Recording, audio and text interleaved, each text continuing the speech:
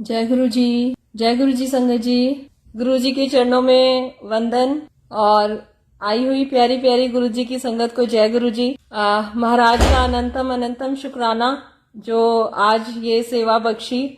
नवरात्रि का दिन है, सारी संगत को महाराज बस ऐसे ही प्यार करते रहे और नवरात्रि की तरफ से जो 9 दुर्गा के दिन है इन दिनों, तो सबको बहुत बहुत शुभकामनाएं।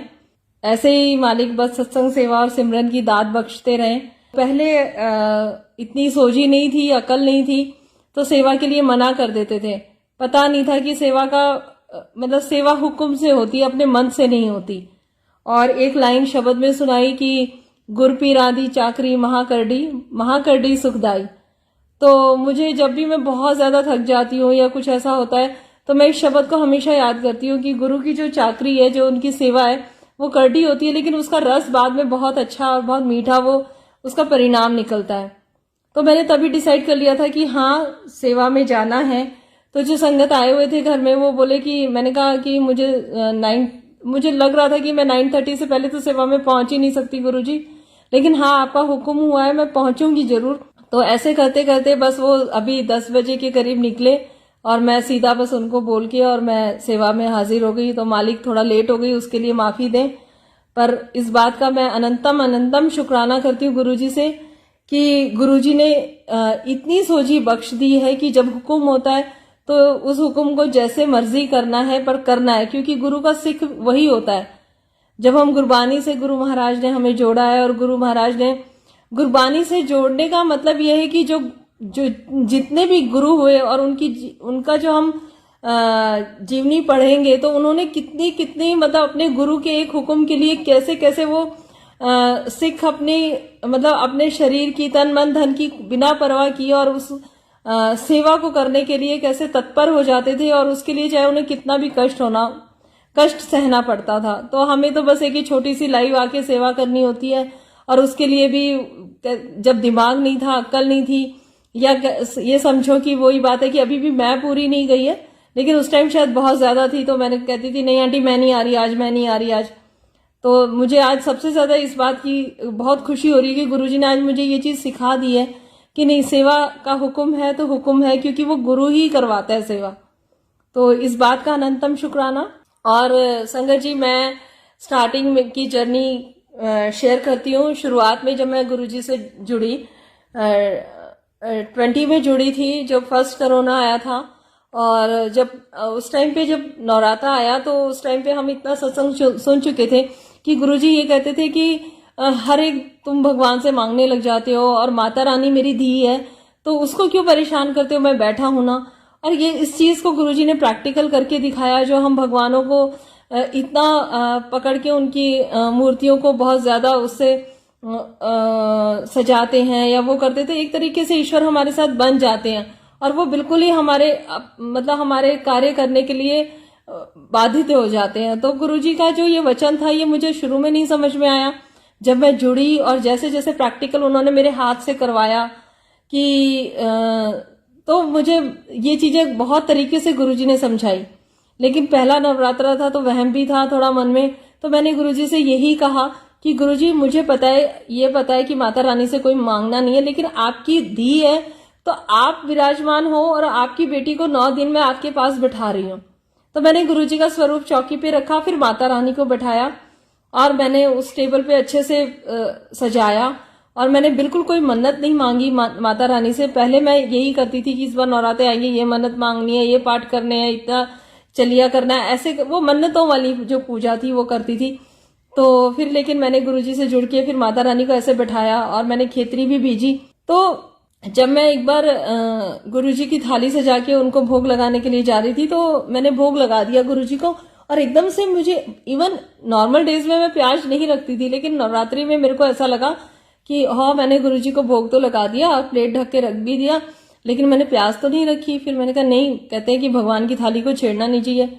फिर एक दूसरा थॉट मन में आता है कि क्यों, अगर मेरे बच्चे कुछ मांगे, मैं कुछ दूंगी और वो मैं भूल जाऊंगी, तो वो फिर से नहीं कहेंगे कि मम्मा आपने प्याज नहीं काटा मेरे लिए, तो क्या मैं अपने बच्चों को सर्व नहीं करूंगी। मैंने इसी भाव से कटोरी में प्याज काटी। फिर एक मन में फिर एक दूसरा थॉट क्वेश्चन आया कि नहीं, खेतरी बीजी हुई है, कहते हैं कि प्याज की स्मेल से खेतरी खराब हो जाती है और अछूत मान जाती है, कुछ ऐसे बोला जाता था। तो फिर मैंने ये भी थॉट आया मन में, मतलब इतना द्वंद चल रहा था। कहते हैं ना कि गुरु का जब तक हमें ज्ञान और उसका प्रकाश नहीं मिलता ना, तब तक सिर्फ लाइफ में द्वंद होता है, इफ एंड बट्स जिसे इंग्लिश में कहते हैं। और तो द्वंद में ही इंसान जीता है, ये करूं ये ना करूं, ये करूं ये ना करूं। तो मैंने फिर एक तीसरा दिमाग बोलता है कि नहीं, अब ये तेरी टेस्टिंग है कि गुरुजी के ऊपर तुझे विश्वास है कि नहीं है, तू प्याज लेके जा।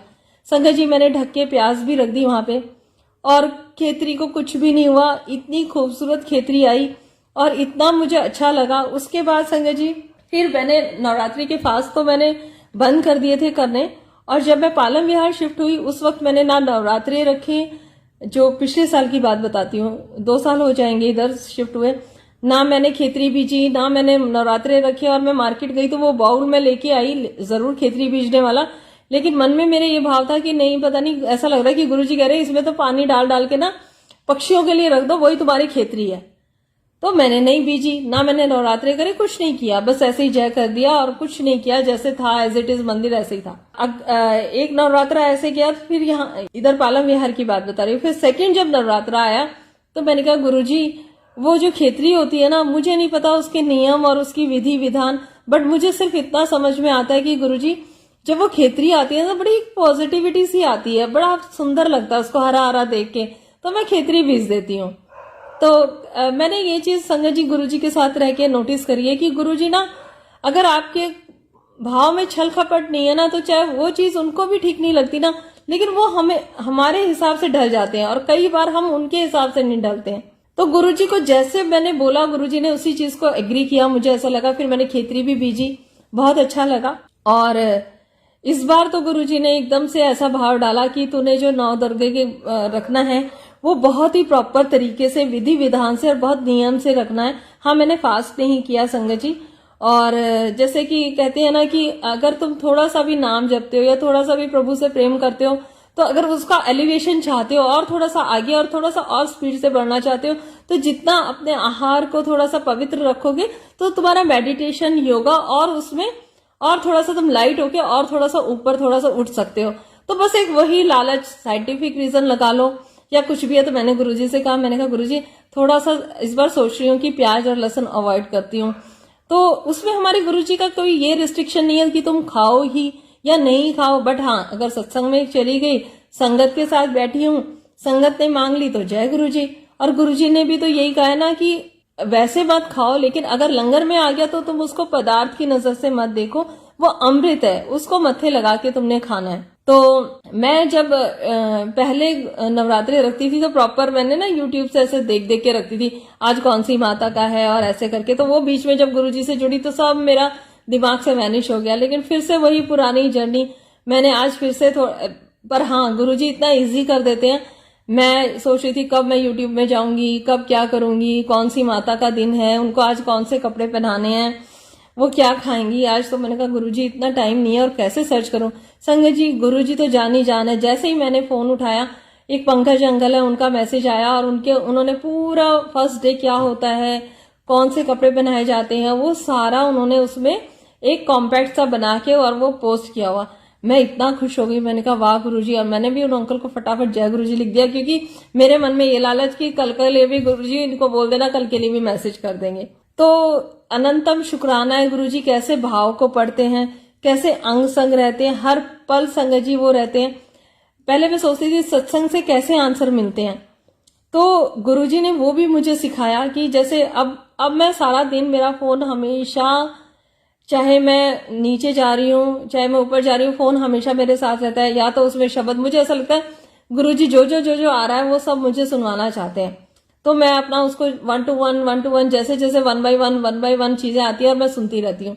कभी सत्संग आएगा, कभी शब्द आएगा, कभी प्लेलिस्ट आएगी, कभी मंत्र जाप आएगा। तो ऐसा लगता है गुरुजी मेरा हाथ पकड़ के मुझे चला रहे हैं कि अब ऐदा कर, इस तरह कर, मतलब मुझे ऐसी फीलिंग आती है संकट जी। तो मैं बस ऐसे ही जब कोई शब्द सुनती हूँ, उसके बाद कोई सत्संग आता तो मैं जरूर सुनती हूँ। तो उसमें मैं ये नोटिस करती हूँ कि अगर जैसे कि मान लो मैं बर्तन मांज रही हूँ, तो वो आंटी जब सत्संग शेयर कर रही होंगी तो वो कहेंगी फिर मैंने बर्तन मांजे, फिर मैंने उनको रखा, फिर मैं ऐसे चल के गई। तो जो जो मैं कर रही होती हूँ वो सत्संग में वो आंटी बोल रही होती हैं। मैं इतनी सरप्राइज होती हूँ और मैं सारा दिन गुरुजी के साथ गप्पे लड़ा के हंसती हूँ कि हाँ आपको सब पता है, हाँ गुरुजी आपको सब पता है। संगत जी ट्यूसडे का दिन था और केसरिया एक किसी की आंटी के यहाँ पे सुंदरकांड का पाठ भी था और सत्संग भी था। तो उस दिन मैं नहीं गई थी, मुझे थोड़ा और सेवा में जाना था, बट मैंने कहा आंटी मुझे लाइव ले लेना, मैं लाइव सुनती रहूंगी। तो कुछ मार्केट का काम था, पावनी आंटी का एग्जाम था लास्ट मैथ्स का, तो मैं उनके साथ भी गई थी। तो मैंने कहा आंटी मुझे लाइव ले लेना। तो उन्होंने जो केसरिया रंग हनुमान जी का जो होता है संगत जी, वैसा ही चोला गया था और वही पहना था गुरुजी ने। तो सारा दिन फोन में जो वॉलपेपर पे जो चेंज हो के आते हैं क्रिकेटर सारे थे उस दिन, और वो केसरिया रंग की उन्होंने ड्रेस पहनी हुई थी। मैं इतनी सरप्राइज थी, मैंने कहा गुरुजी को सब पता है, सब पता है। वो एक एक चीज के बारे में बताते हैं कि मेरे को सब पता है, तुम पूरा सीसीटीवी कैमरे के अंडर हो और मेरी निगरानी में हो, मेरी नजर तुम्हारे पे है। तो बहुत बहुत शुक्राना है गुरुजी का, जो कभी कभी एहसास होता है कि हाँ हम भी मालिक के चरणों से थोड़ा बहुत जुड़े हुए हैं और गुरुजी हमारी भी सुनते हैं। मुझे ऐसा लगता है संगत जी कि जो मैंने सीखा कि जैसे गुरुजी से नहीं जुड़े थे तो आउटर वर्ल्ड में हम थोड़ा सा कंपटीशन करते थे, इसके पास ये है, इसके पास ये नहीं है, मेरे पास ये है, ये नहीं है। ऐसे ही जब हम गुरुजी से जुड़ते हैं ना तो कभी कभी हम इस चीज में भी थोड़ा सा कंपटीशन वाली फीलिंग आ जाती है कि वो आंटी ज्यादा सेवा कर रही है, वो अंकल ज्यादा सेवा कर रहे हैं, मेरा दरबार तो ऐसा नहीं है, उसका दरबार तो ऐसा है, वो इतने अच्छे से गुरुजी को ड्रेसअप करते हैं, मैं ऐसे नहीं कर पाती। फिर गुरुजी ने मुझे यही सिखाया कि नहीं, तुम्हें सिर्फ अपने अंदर झांकना है, अपने अंदर की यात्रा करनी है और ये सब चीजों के चक्कर में नहीं पड़ना है कि किसने क्या किया। सबकी अपनी जर्नी है, हर सोल की अपनी जर्नी है। किसी से गुरुजी कैसी सेवा लेते हैं, किसी से कैसी सेवा लेते हैं। तो अपने आप को इतना अब प्यार करो, सबसे पहले उठते ही सबसे पहले अपने पैर छुओ, अपनी आंखों में आंखें डाल के सबसे पहले अपने से प्यार करो, क्योंकि प्रभु हमारे अंदर ही है और जैसे जैसे वो गाइड करे वैसे वैसे चलते रहो। बस ये बोलो, मैंने किस अंकल का सत्संग सुना था, कमांडर अंकल का सत्संग, उनकी एक लाइन मुझे बहुत अच्छी लगी थी जिसमें उन्होंने ये कहा था कि बस सुबह उठते ही सिर्फ ये बोलो गुरुजी आप मेरे और मैं आपकी हूँ, बात खत्म। तो वो कॉन्फिडेंस, जितना हमारा ये कॉन्फिडेंस बढ़ेगा ना कि गुरुजी सिर्फ मेरे हैं, सिर्फ मेरे हैं। ये बात अलग है कि हमें संगत के बीच में ऐसे नहीं बोलना है या ऐसे नहीं बोलना चाहिए, लेकिन अंतर मन में गुरुजी आप मेरे हो, मैं आपकी हूँ गुरुजी।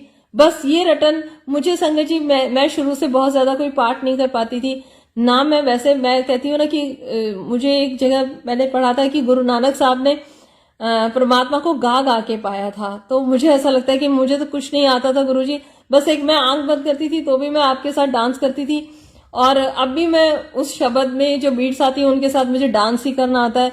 तो गुरुजी मेरी तो इसी भक्ति को परवान करना, और जो भारी भारी शब्द हैं, ये पाठ होते हैं, जो भी पाठ होते हैं, मुझे तो इनकी एबीसी भी नहीं आती मालिक, पर हाँ इतना मुझे पता है, इतना आपने सिखा दिया है कि बस अपने कर्मों पे, अपनी सांसों पे, अपने विचारों पे, अपने ऊपर, अपने हर कदम पे नजर रखो, अपने हर कदम पे, अपनी हर सांस पे निगरानी रखो, अपने उस हाथ की डायरेक्शन पे निगरानी रखो कि वो कहाँ जा रहा है, कैसे चल रहा है, तुम्हारे कदम कहाँ जा रहे हैं। तुम्हारे तन मन और धन, सबसे ज्यादा मन की सेवा को मान्यता दी गई है, या सबसे ज्यादा प्रेफरेंस उसको दी गई है। तो मन की सेवा से मतलब ये है कि अगर तुम खाली बैठे हो ना और फिर भी तुम्हें पता चल जाए कि किसी को कोई तकलीफ और तुम्हारा मन अंदर से रो दे उसके लिए, और उसके लिए ये यहीं से हम प्रे करें तो वो वाइब्रेशन भी वहां तक जाती है। तो मन की सेवा को सबसे मतलब ऊंचा दर दिया गया है। तो बस मैं तो यही कहती हूँ कि मालिक कभी भी मन में किसी के लिए मैल ना आए, और मुझे गुरुजी सिखाते भी यही है कि अगर किसी ने सत्संग के टाइम पे या वैसे तेरे बारे में कुछ बोला है या कुछ भी ऐसा हुआ है, तो ये सोच लेना कि वो भी मैंने ही कराया है, क्योंकि बैलेंस कुदरत का नियम है, यूनिवर्स का नियम ही बैलेंस है संगत जी, ये गुरुजी ने ही बताया। और आज अगर आपकी कोई तारीफ कर रहा है तो बिल्कुल मत करने दो, और हाथ जोड़ के यही कह दो सब गुरुजी का ही है, क्योंकि जहां तारीफ होगी, 2 शब्द तारीफ के होंगे तो 2 शब्द बुराई के निश्चित ही हैं। ये कुदरत का नियम है। ये जिसने आपकी बुराई करी है, जिसने 4 लोगों के बीच में आपकी किसी कमी को बहुत ज्यादा वैसे तरीके से उछाला, उसमें पर्दा नहीं डाला, तो उसमें भी यही सोचो ये मेरी गुरु की रजा है और मेरे शायद कर्म कुछ इधर उधर बढ़ रहे थे, वो मेरे मालिक ने काटे हैं। सुखमनी साहब में भी है ना कि जो किसी के गुनाह को देख के और अनदेखा कर दे, उस पर पर्दा ढक दे, उससे बड़ा महात्मा या उससे अच्छा कोई इंसान नहीं है।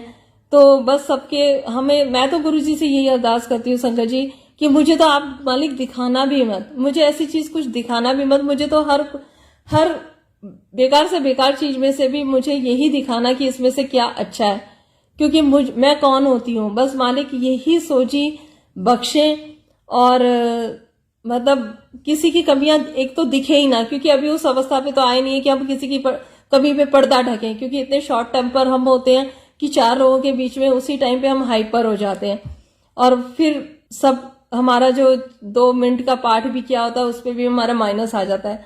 तो मैं तो यही कहती कि गुरुजी ऐसी चीज दिखाना ही मत। तो बहुत शुक्राना है गुरुजी महाराज का, और बस गुरुजी ऐसे ही सेवा लेते रहें, मालिक बस अपने चरणों से लगा के रखें।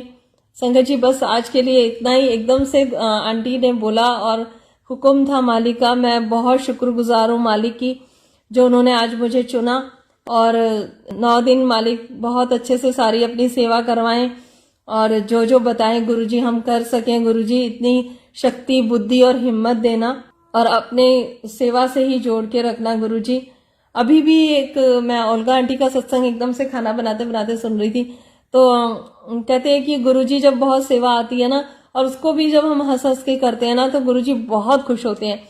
एक चीज और मैंने नोटिस करी संगत जी कि गुरुजी का कोई पाठ हम कर पाए या ना कर पाए, चाहे हम नियम से बैठ पाए या ना बैठ पाए, हम मेडिटेशन कर पाए या ना कर पाए, पर मैंने जो महसूस किया है अगर हम उनको याद करते करते उनसे बात करते करते और सिर्फ घर का एक एक कोना चमकाते हैं ना, जो मैंने एक्सपीरियंस किया कि गुरुजी बहुत खुश होते हैं उस टाइम पे, बहुत ज्यादा खुश होते हैं कि बस उनको याद करते रहो और घर का एक एक कोना चमकाते रहो, अपने घर की एक एक चीज को सुव्यवस्थित तरीके से रखते रहो। और इवन गुरुजी बताते भी हैं, अगर किसी दिन आपने पूछा ना कि मुझे इस चीज की सेटिंग नहीं पता चल रही गुरुजी, आप रियली आप माने कि अगले दिन आपको ऐसा वो थॉट दे देंगे, ऐसा कुछ आंसर दे देंगे कि आपको आपका वो क्वेश्चन सॉल्व हो जाएगा कि हाँ ये सेटिंग नहीं हो रही थी इतने दिन से, और मैंने और गुरुजी ने मिलके बात करी, बैठे और सोचा उस बारे में और उस चीज का सॉल्यूशन निकला और वो सॉल्यूशन बहुत ही खूबसूरत निकलता है।